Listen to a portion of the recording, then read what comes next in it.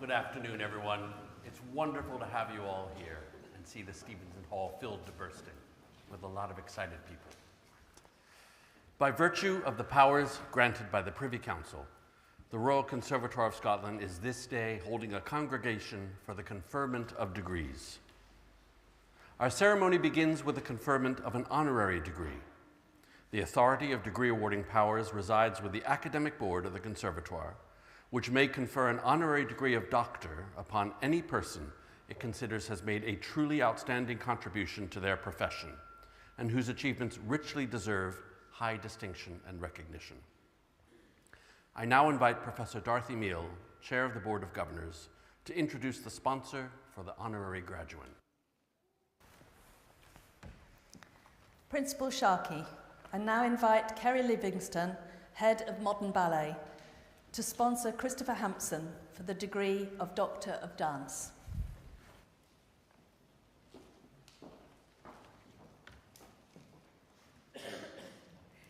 Chair, Governors of the Conservatoire, members of the Academic Board, graduates, invited guests. It's been an eventful couple of months for Christopher Hampson, and in a profession and a role which can be challenging at times, I know that he agrees that it's really important to celebrate the positives. In the space of a few weeks, credits include a highly successful tour with Scottish Ballet to the USA, a Critics' Circle National Dance Award for Outstanding Company, a win in a category which included the Royal Ballet, English National Ballet and Birmingham Royal Ballet, the award of a CBE for services to dance in the recent King's Honours, and I know it's hard to believe, the small matter of turning 50 in March. Sorry. It's been a busy time. And today, the RCS is adding an honorary doctorate to this already impressive list. However, perhaps a more appropriate accolade, or maybe one he would prefer to honorary doc, would be honorary Scot. And like his kilt is a title which he wears with confidence and flair. So, how did he get here?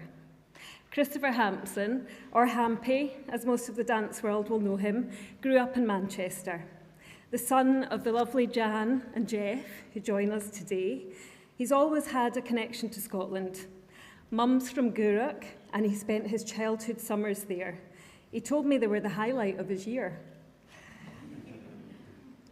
There is a real sense, though, if not quite inevitability, but familiarity about his role here as Artistic Director and CEO of Scottish Ballet. Perhaps contrary to what you might think, growing up in Manchester in the 1970s and early 80s provided the young Christopher with lots of dancing opportunities. He attended ballet classes at Northern Ballet School in Deansgate, and his early teachers, Marcia Rhodes, Pat MacDonald and Jackie Gray, all told me of his natural talent, his single-minded determination and his beautiful legs and feet. By the age of 10, he had featured in no less than 3 full-length ballets. He'd met Princess Margaret twice and performed as the young Basilio in Boston Ballet's UK tour of Don Quixote, where the grown-up Basilio was none other than Rudolf Nureyev himself. However, at this young age, he had a career-threatening incident involving tights. Jan, Chris's mum, was assisting in the wardrobe at the theatre at the time, and she was charged with the laundry of Mr. Nureyev's ballet tights. When she removed them from the dryer, they'd shrunk to a size that might have fitted the young Christopher rather than Rudolph. With everyone else far too scared to go and tell Nureyev, poor Jan had to knock on the door of the dressing room and deliver the child-sized tights back to Nureyev. Known for his temper, I can't repeat the response that he gave Jan, but I'm glad to say that Chris survived the tights incident and at the age of 11 won a place at the Royal Ballet Lower School, White Lodge. At school, Christopher landed in a vintage year with classmates who became an exceptional collection of dancers and now choreographers. They included Christopher Wheeldon, Kathy Marsden, David Dawson, William Tuckett, David Fielding, and Matthew Hart. This list indicates how valued the nurturing of young choreographic talent was in the school at that time. During classes for A-level dance, and where he was taught by Norman Morris and David Drew, Chris created a new work which he was encouraged to enter for the school's annual choreographic competition. He placed second behind Christopher Wheeldon, and this developed his confidence in finding his own choreographic voice. Another Scot of influence in Chris's early life was Sir Kenneth Macmillan, the director of the Royal Ballet. Always supportive of young choreographers, Sir Kenneth spotted Christopher at White Lodge, and when Chris composed the music for a work choreographed by his classmate Christopher Wheeldon, Sir Kenneth gave a prize to both of them. Chris was invited to attend 5 types of theatre with Sir Kenneth and his wife, Lady Deborah Macmillan. Probably not something that would happen today, but I'm sure this was a building block of Chris's interest in dramatic narrative, theatricality, and the different ways in which you can speak to an audience. His relationship with Lady Macmillan is something which he still benefits from today. Despite excelling at the Royal Ballet Upper School, there was disappointment upon graduating at not being offered a contract with the Royal Ballet Company. However, undeterred, Chris joined English National Ballet and enjoyed a hugely successful performing career. He toured the world. There was lots of dancing, lots of fun, and he eventually performed principal roles and created new roles in work by many choreographers.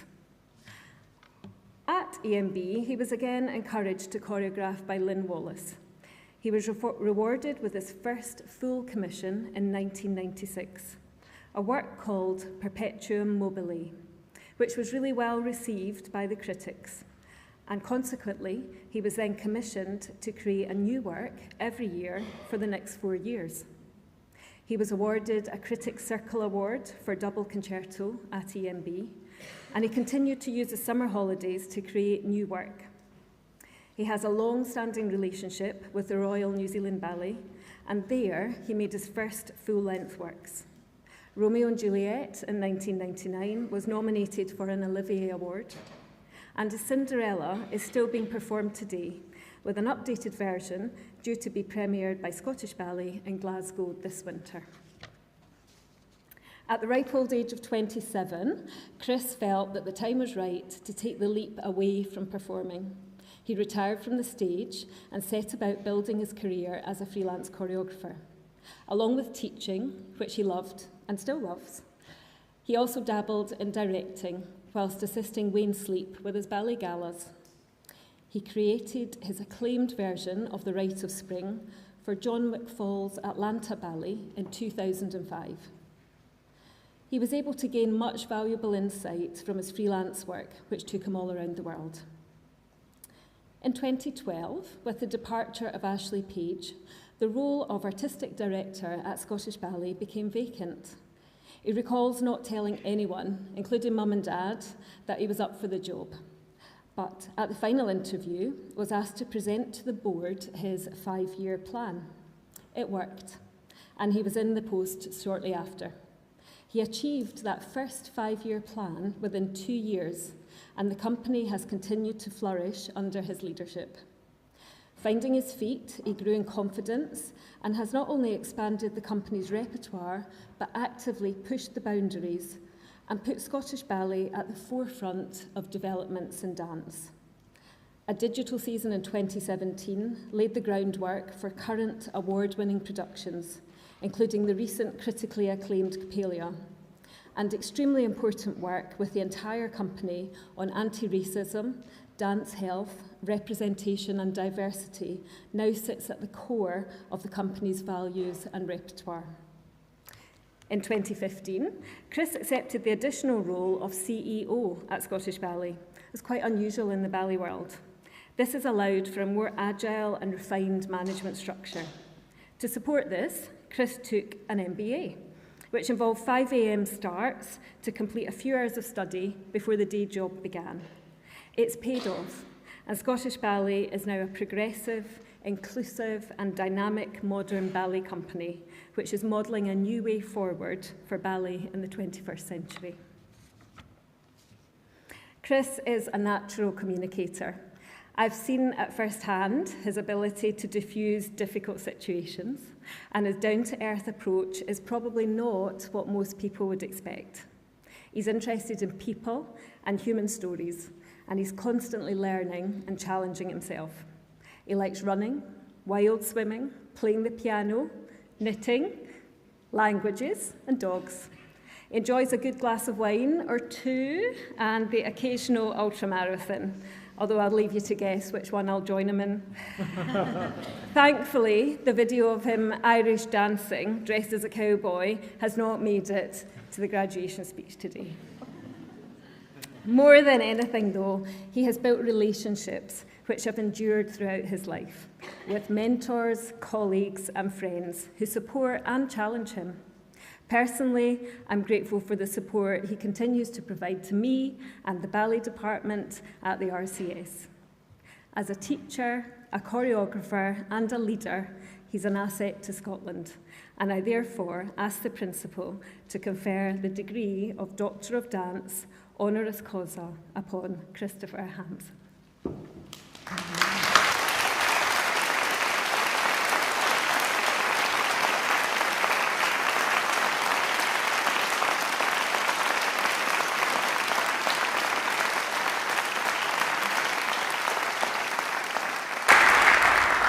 Christopher, by virtue of the powers granted by the Privy Council to the Royal Conservatoire of Scotland, to confer an honorary degree of the Conservatoire upon any person it may deem worthy of such distinction, and in the name of the Academic Board, I confer upon you the degree of Doctor of Dance, honoris causa.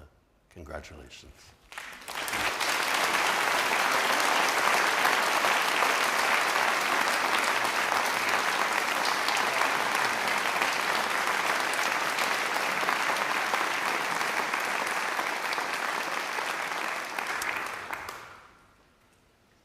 I now invite Dr. Christopher Hampson to address our graduates. Thank you.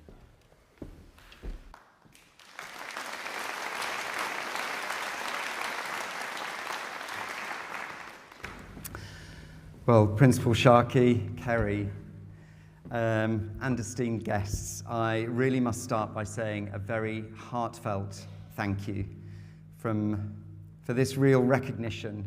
It's such an amazing and inspiring organisation to be receiving it from. The Royal Conservatoire of Scotland is simply one of a kind. And I feel so honoured to be recognised in this way. It makes me feel, well, very overwhelmed, which is I'm sure how you're all feeling right now too. But most likely overwhelmed with the relief that it's all over, right? After all that toil, after all that work, honing your skills, learning your craft, I'm here to tell you today you've arrived at the start. For, dear graduates, this is your beginner's call. This is your places, please, to step into the spotlight that is your own career. But don't be nervous, although I won't lie, there's plenty to be nervous about. There's a world out there that's complex, it's in chaos, it's in conflict. But as I look out on all of you here today, I'm not nervous one bit, because you are all armed with something very special. Each of you has a gift that will keep you resilient, and that gift is your talent. You arrived at this institution because you had a talent, and you leave here having worked on the talent, refined the talent, augmented that talent, all with the support of your inspiring tutors, your parents, your family, your friends, your colleagues. So you're leaving really talent-rich. You're wealthy. I know you're all up to your eyes in debt. I know that. So not monetary wealth, for sure, but your gift is your wealth, your talent. Lots of people say to me, you know, what you do is a privilege. You're so privileged to be in the arts. Well, everybody in this room knows, graduates, professors, tutors, parents, friends, family, colleagues, you all know just how hard you've worked. So, is it a privilege? Well, if it is, it's a very well-earned one.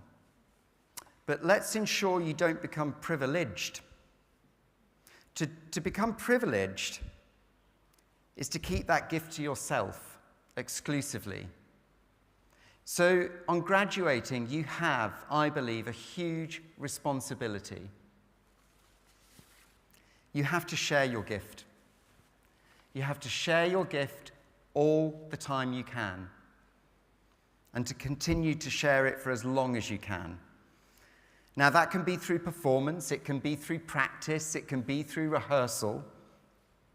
But I urge you to do more, because I think your generation can. When you share your gift, think about these things. Are the people you're sharing it with, do they look like you?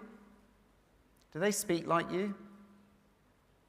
Where you're sharing your gift, is it somewhere familiar? Is it somewhere where you feel comfortable? And why are you sharing this gift? Is it to show how fabulous you are? Is it for the acclaim? If the answer to any of those questions is yes, I urge you to think about how you can share your gift more widely. Do not share your gift to show how fabulous you are. Share your gift to make other people feel fabulous. When you share your gift, make sure it's in a place that's unfamiliar, that maybe is outside your comfort zone. And most importantly, when sharing your gift, make sure the people you're sharing it with are different to you, physically, mentally, culturally, spiritually. Doing this means the learning starts all over again. It'll mean putting yourself in situations that challenge you. Do something that scares you every day, Eleanor Roosevelt wrote. She did not mean watching a slasher movie every week on Netflix. What she meant was facing your fear, however big, however small, every day, because it guards us against complacency, it guards us against sitting in our comfort zone, and it ensures we escape from our echo chambers. Finally, do not apologize for your gift. It is hard-earned and well-deserved. As you march on through life sharing your talent, you're going to meet people that are more powerful than you. You are definitely going to meet people with more money than you. And you will be meeting people who you think are better educated than you. They're not, ever. And when asked what you do, you're going to be tempted to reach for a phrase. I'm just a dancer. I just work in the arts. I'm just a stage manager. If you're ever tempted to utter those words, remember this. What did we all reach for in the darkest days of the pandemic? Did we devour balance sheets? Did we wait with bated breath for the next P&L statement? No. We gleefully binged on a second helping of Schitt's Creek. We watched performances, concerts, films. In the darkest days, what we needed was there for us. Of course, the NHS, our wonderful NHS. But the arts and culture were there because it is a need to have, not a nice to have.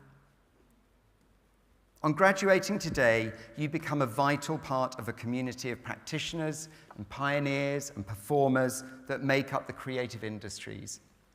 It's a wonderful industry. And like so many of you today, I have a gift. Well, I certainly do now. My gift I'm going to share with my mum and dad today because they support me. And I'm sure you're going to do the same. But I want to ask something of you. After today, tomorrow, and every single day after that, share your gift and continue to learn. Thank you.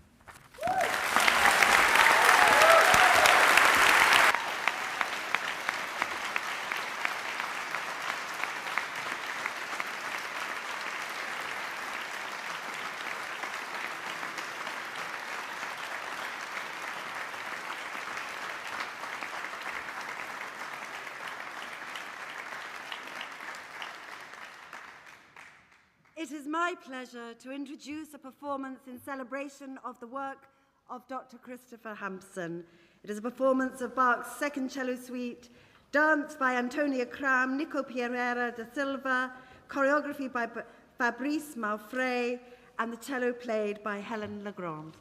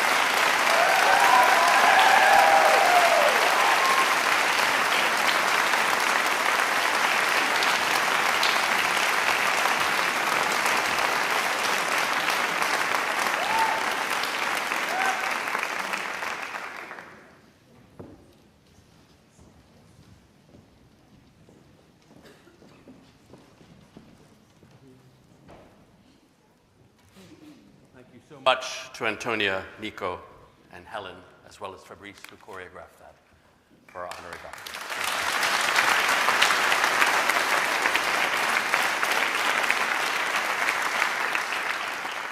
I now invite the directors of the schools to present the graduands for their degrees.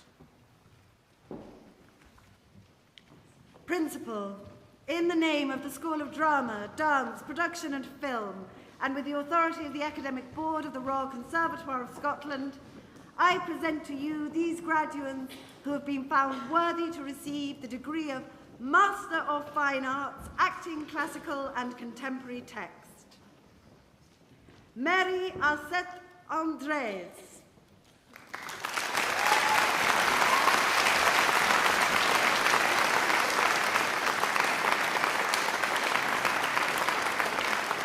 Sarah Mariah Austin Brantley.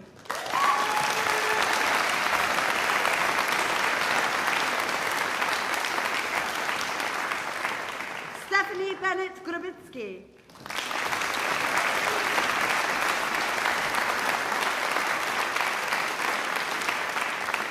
Andrew Cusack.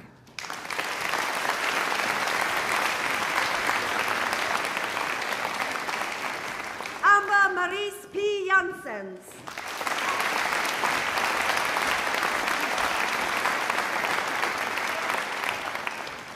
Maya Sierra Janot.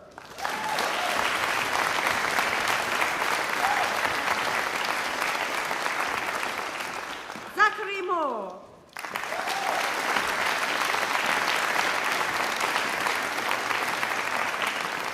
Samantha Turlington.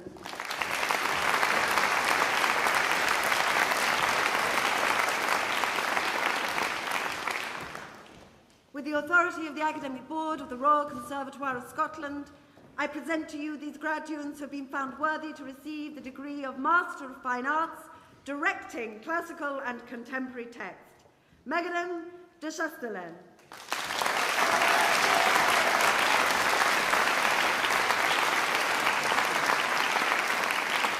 Colette Hamilton.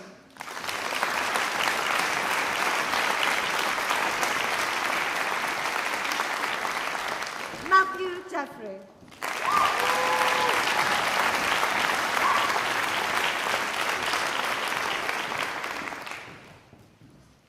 With the authority of the Academic Board of the Royal Conservatoire of Scotland, I present to you these graduates who have been found worthy to receive the degree of Bachelor of Arts, Contemporary Performance Practice. With honours of the first class, Bishop May Down.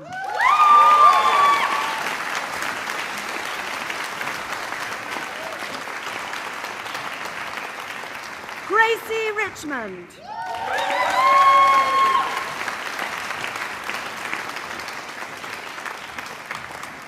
Sam Vahaletto.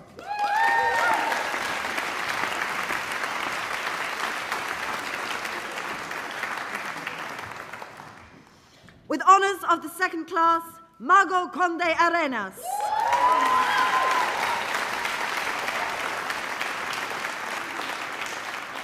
Gaia Silvan.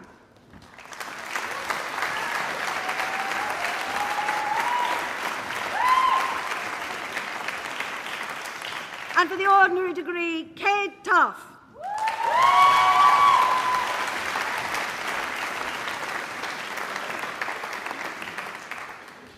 With the authority of the Academic Board of the Royal Conservatoire of Scotland, I present to you these graduates who have been found worthy to receive the degree of Bachelor of Arts, Modern Ballet.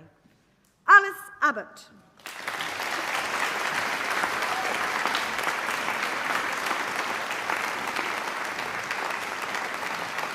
Josiah Batt.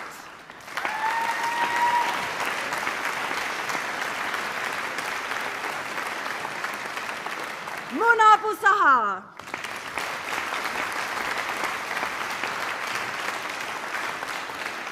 Caitlin Brolly.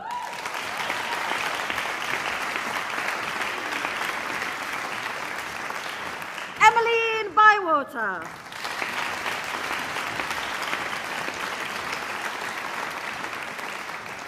Caitlin Carr.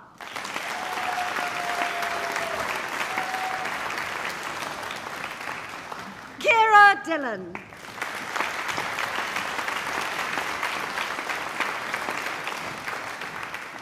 Celeste Fernandez.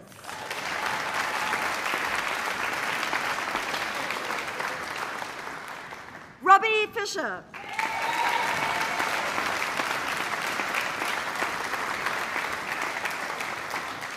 Oliver Grant.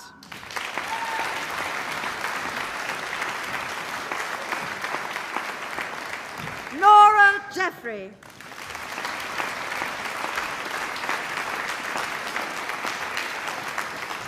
Aidan Joliffe Byrne.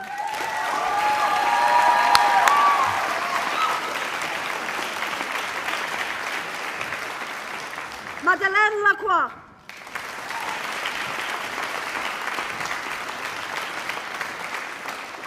Lydia Liu.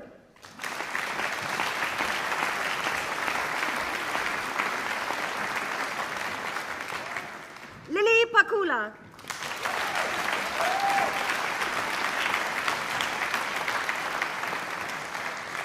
Georgia Richardson.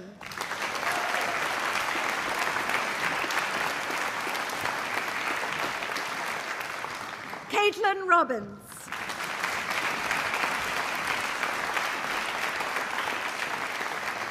Kirsten Russell.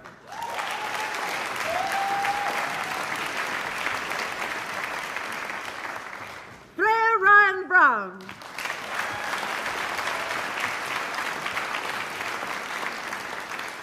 Seamus Smith.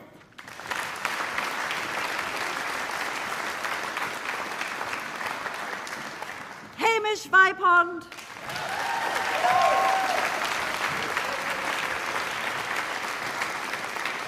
Katie Williams.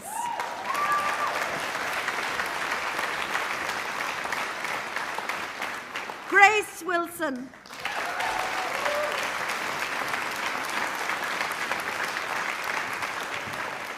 Joshua Winter Wright.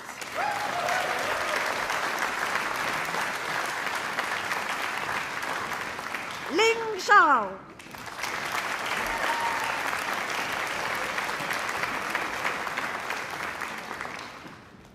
With the authority of the Academic Board of the Royal Conservatoire of Scotland, I present to you these graduates who have been found worthy to receive the award of Professional Graduate Diploma in Modern Ballet. Laura Kitely.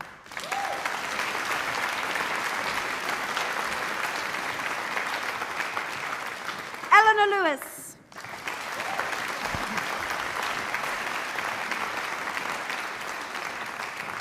Zach Pye.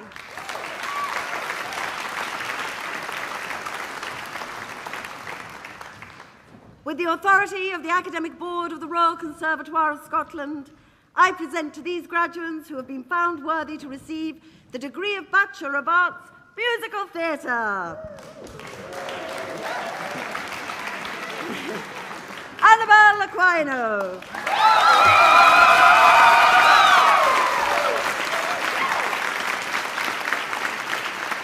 Sarah Bartostek.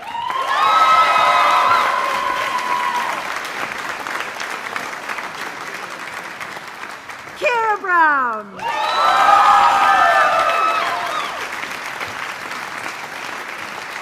Oliver Bullen.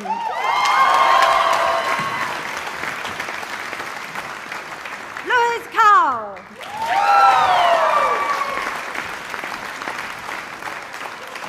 Caterina De Luca Figueiredo.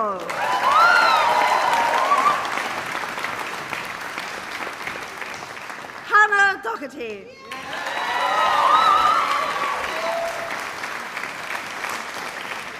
Jasmine Elder.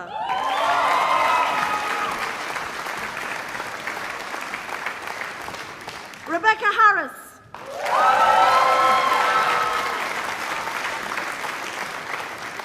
Isabella Lambert.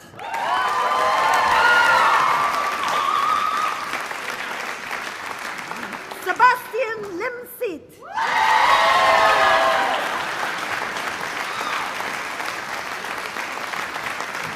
Alexander Nichols.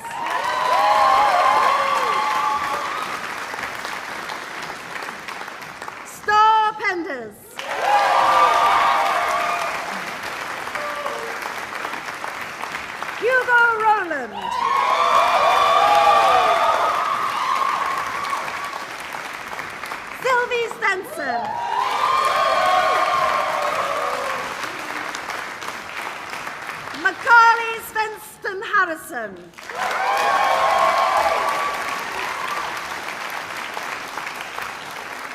Lyndon Trenholm.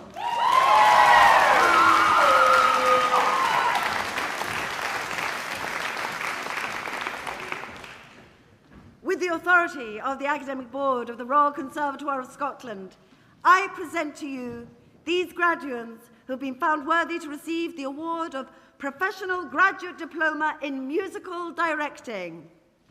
Manuel de Aguilera Fustana Nunes Gallero.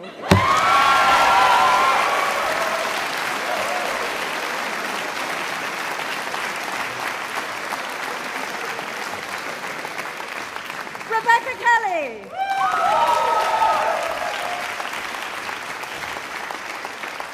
Luke Sprague.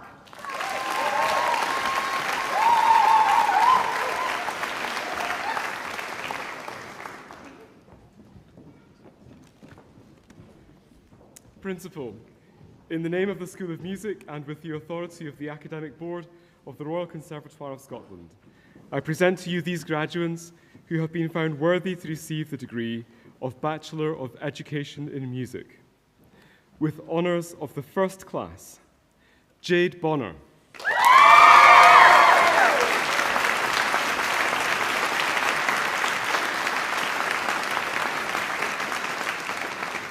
Molly Cameron.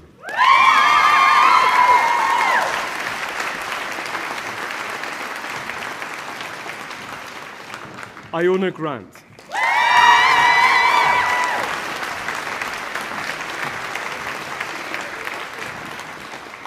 Amy McMillan.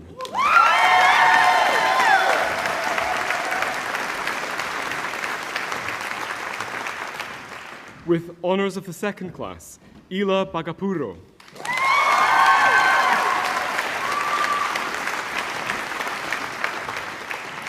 Christopher Clark.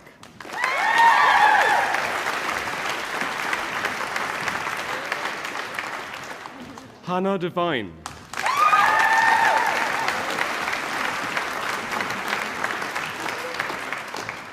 Ellie Doherty.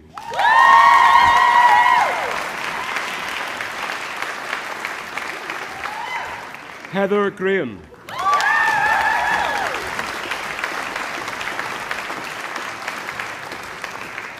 Morgan Heron.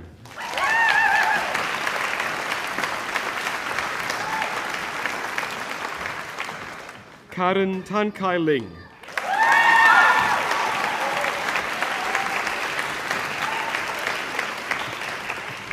Maria McCann.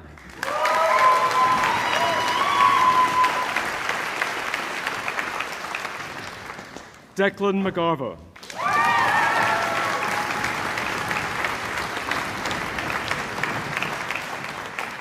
Caris Mitchell.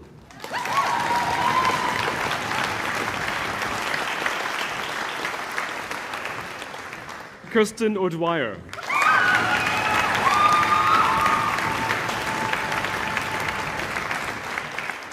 Hatun Ozkul.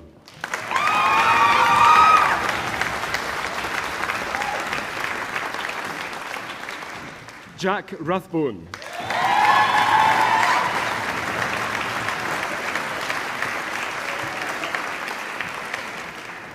Olivia Thompson.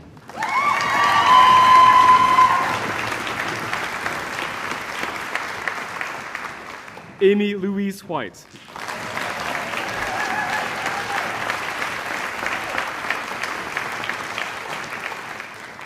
With the authority of the Academic Board of the Royal Conservatoire of Scotland, I present to you this graduate who has been found worthy to receive the degree of Bachelor of Arts Musical Studies, with honours of the second class, Nicola Sangong McNeil.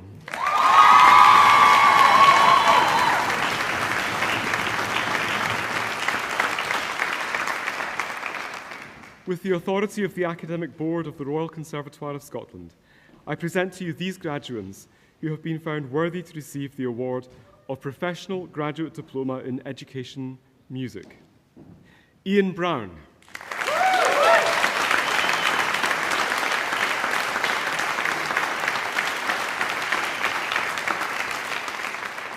Mark Bruce.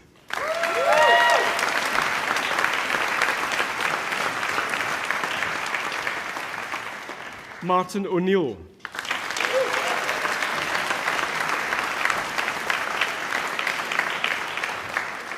Catherine Robertson.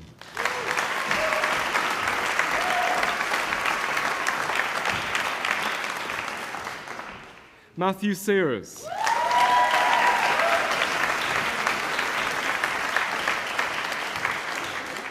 Emily Smith.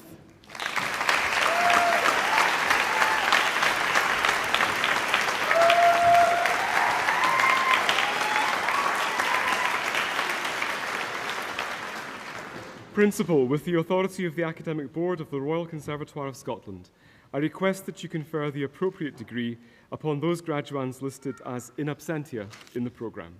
I confer those degrees in absentia.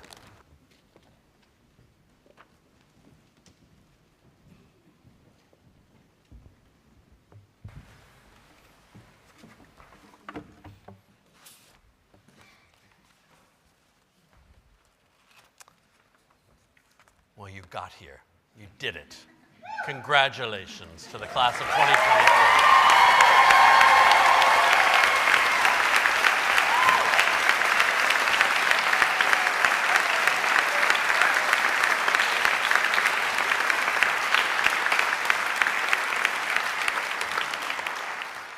We're proud of every year, but we're especially proud of all of you because we know the past few years have been challenging in so many ways. It's been tough, and there's been a whole team of people who've been on this journey with you, helping to make it possible. I'd like to mention some of them today. Firstly, your program teams and staff across the RCS who have given so much in different ways to support you in your learning. My warm thanks to them on your behalf. Another important part of that team are your loved ones and friends, some of whom are here today in the Stevenson Hall, some of whom are watching on a streaming service somewhere. And they've done a lot to keep you going through some of these tough times.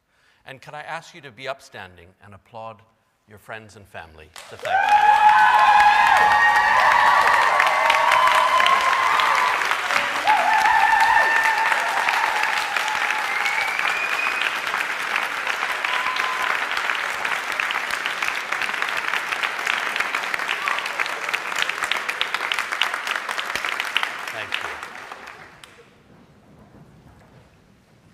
I want to offer my special congratulations to Dr. Christopher Hampson for not only his inspiring words, but his meaningful friendship as an arts leader here in Scotland. We gathered together in the midst of COVID, talking online about how on earth are we going to get through this.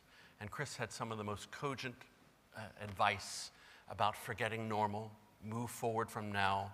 Just as he said to all of you, this is the beginning. This is the beginning of something really important that you will own in the future. And I'm grateful for that friendship and the work that you and the company do with our Modern Ballet team every day. Thank you.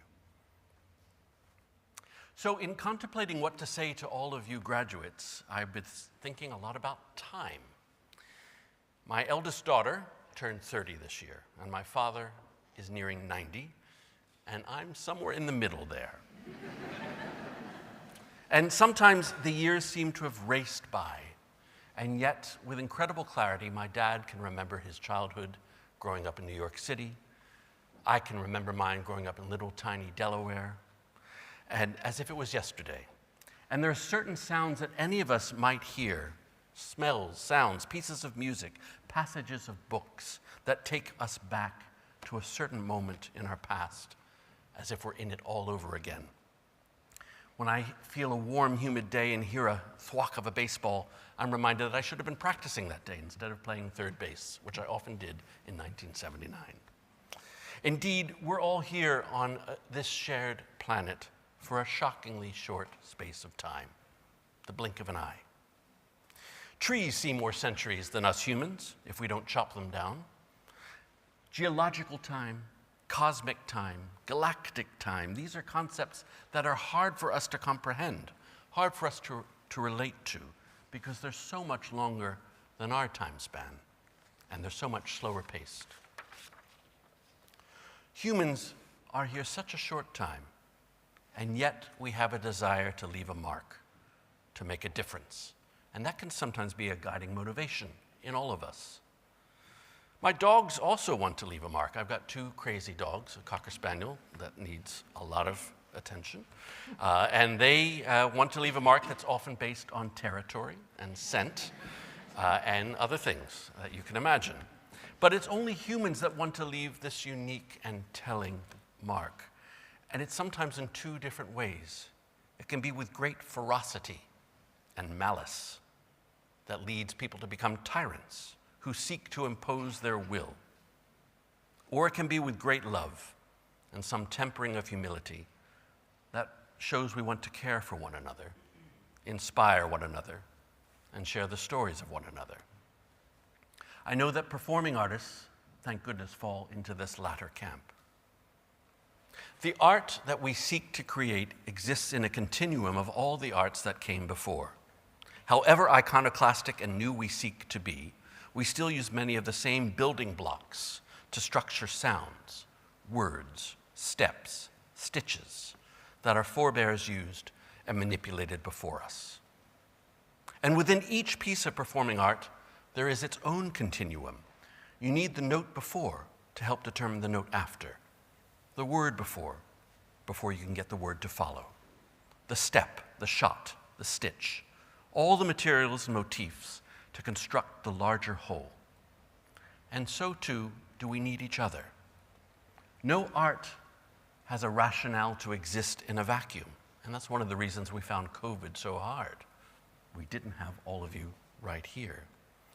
Although we create art to express ourselves, we need others to experience it, and in doing so, give their own unique energy to that fleeting moment of that presentation of that particular piece of art. And we need societies to build on the notes and ideas of the past to shape a hopeful and even better future.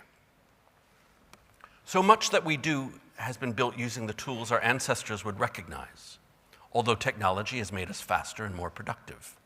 It opens up new avenues in digital music, production, filmmaking, and dance, much of which we see and celebrate every day here at the RCS. But there is a new kid on the block, and it's making some waves, and it's marking some territory, and it's called AI, or artificial intelligence.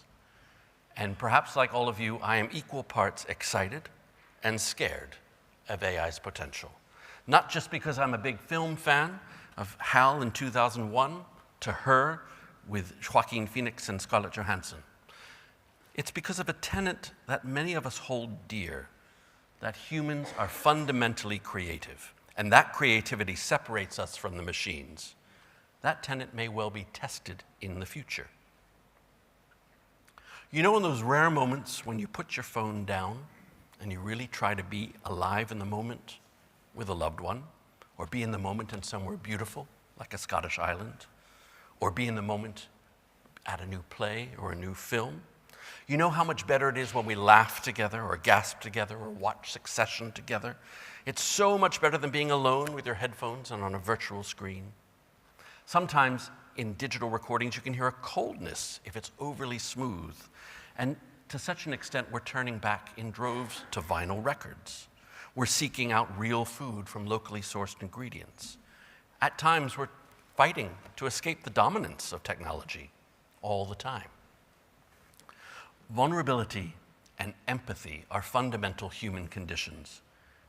AI might be able to mimic them, but I'm hoping we can spot the difference. At its best, AI can save time, provide a quick analysis of available data, help structure a talk or a paper. Maybe it wrote this speech for me. Actually, I did, just so you know. But it will also make us have to work harder. We're going to have to get better at expressing ourselves with all our frailties and possibilities and honesty. Slickness can be taken over all too well by AI, but honesty, individuality, camaraderie, experience, authenticity will hopefully be our preserve. When we add these uniquely human emotions, desires, and feelings to our innate creativity, we will create work that can only be by humans for humans to celebrate our fleeting time on this tiny floating rock in space. As graduates of the RCS, like Christopher Hampson said, we urge you to go out into the world to make your art and your contribution to the world count and to keep on learning. We're rooting for you because in that striving, I know you're going to share the stories and uniquely human emotions that express our shared human condition and our divergent stories. To express the wonder that we have a chance to be here at all is something to strive for through our art. And in the striving, we will rediscover why and how we're not AI, but alive. Congratulations, and good luck.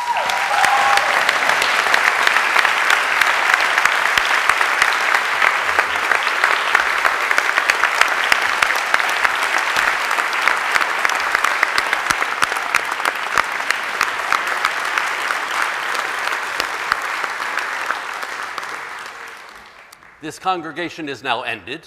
Please be upstanding for our graduates.